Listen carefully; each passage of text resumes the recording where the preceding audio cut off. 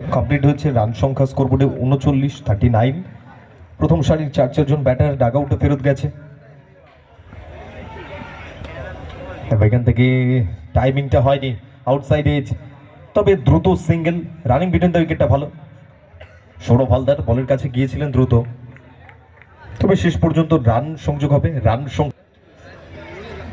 বিতান আসলে এনার কাছে হাইটটা আছে, অনেকটা দূরের বল মিট করতে পারেন এবং সেখান থেকে এক্সট্রা কাভার অঞ্চল, তার উপর দিয়ে বল যাবে সীমানার বাইরে।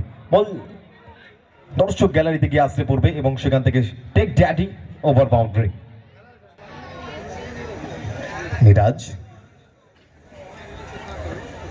নিরাজ একটু কিছুটা গতির পরিবর্তন করেছিলেন, তবে বিতান লাইনটা মিস করে গেছেন। মিডল স্টাম্পের উপর দিয়ে বল সরাসরি উইকেট রক্ষকের হাতে পৌঁছয়।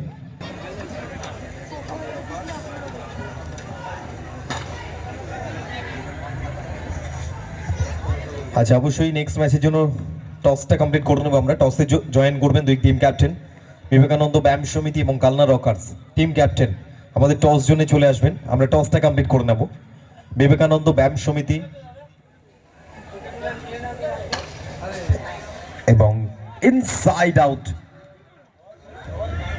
যে জায়গা থেকে আরো একটা ওভার বাউন্ডারি, যেখান থেকে সংযোগ এবং টাইমিং।